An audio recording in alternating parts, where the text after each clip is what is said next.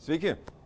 Sesija buvo tikrai įtempta. Tačiau, žinodamas, kokią svarbą turi šiuo metu vykstanti ataka prieš Lietuvos radio ir televizijos visuomeninio transliuotojo nepriklausomumą, prieš, kaip mes sakome, žodžio laisvę, dalyvavau kultūros komiteto posėdėje trečiadienį, išsakiau savo poziciją dėl būtinumo organizuoti naujai viešasias konsultacijas gavus Venecijos komisijos išvadas svarstomam projektui, įstatymo projektui, nes tai yra būtinas dalykas.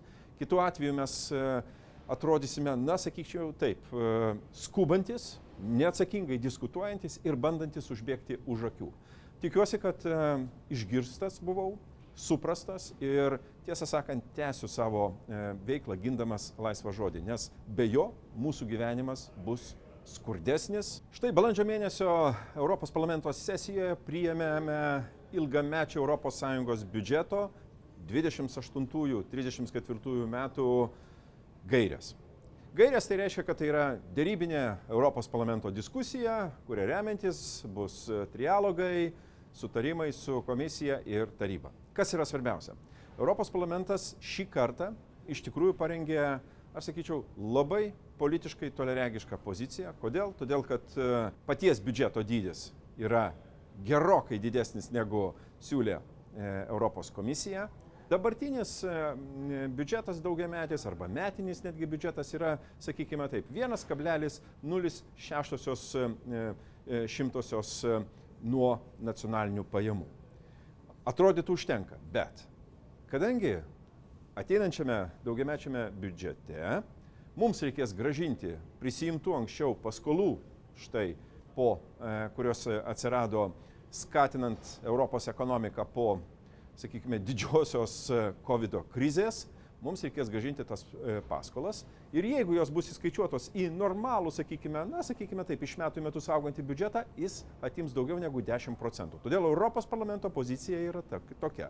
Mes turime finansuoti tas sritis, tas Europos politikas, kurios yra mums taip reikalingos, tai yra bendra žemės ūkio politika, regioninė politika, konkurencingumo didinimo, inovacijų ir visos kitos politikos, bet šalia mums reikia padidinti biudžetą tiek, kad štai paskolų grąžinimas neatimtų iš esančių sektorinių programų finansų.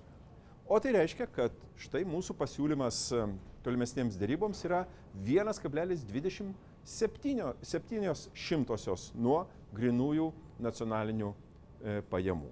Beje, Europos parlamentas puikiai numatė ir nuosavų išteklių, kitaip sakant, ne vien tik tai įnašus iš valstybių narių, bet tikrųjų ES mokesčių galimybę, paskaičiavimai, kad štai iš kriptovaliutų prekybos, iš kazino internetinių žaidimų mes galime surinkti ES apie 60 milijardų. Tie pinigai pateks vėlgi programų finansavimui, į kurias mes žiūrime taip viltingai, kadangi žinome, kokią įtaką tai daro Lietuvos ekonomikai, mūsų vystymuisi ir tolimesniam augimui.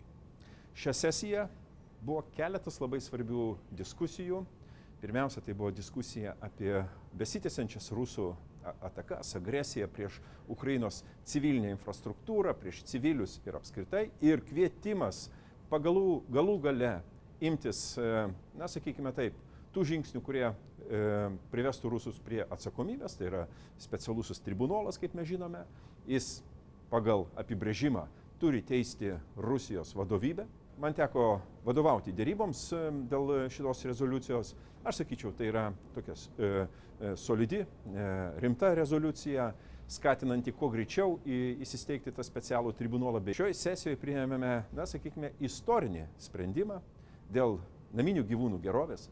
Pirmą kartą, noriu pabrėžti, pirmą kartą ES istorijoje, kadangi buvo sakoma, kad naminiai gyvūnai yra čia nacionalinės kompetencijos, kad nereikia bendrų taisyklių, nereikia bendrų standartų ir panašiai. Kągi, galų gale priėmėme labai svarbų teisės aktą, jau viskas, tai yra sutarta, kad tikrai pradėsime privalomai identifikuoti, registruoti naminius gyvūnus, kalbu apie šunis ir katės ir šunis, ar ne šitoje srityje. Ir svarbiausia, tai yra papildomi standartai gyvūnų gerovės srityje veisėjams. Jeigu veisėjas turi daugiau negu 2 vadas per metus, jis turės laikytis tam tikrų dalykų, veisimo aplinkybės, gyvūnų gerovės aplinkybės, tam tikra patikra, registrai ir panašiai, kad būtų viskas kuo skaidriau ir kad žmogus, jeigu įsigyja gyvūną, jisai žino, tai yra sveikas, registruotas, prižiūrėtas, jokios kraujomaišos ir kitų dalykų, kad ir gyvūnai būtų sveiki, ir žmonės būtų patenkinti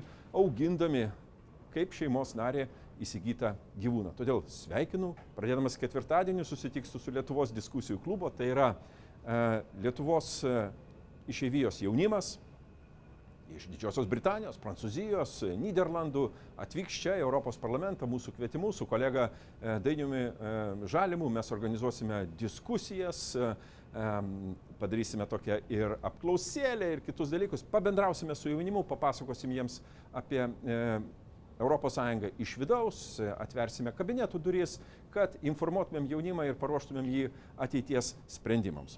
Tiek šį kartą, daugiau saulės, mažiau šalto vėjo ir iki kitų kartų.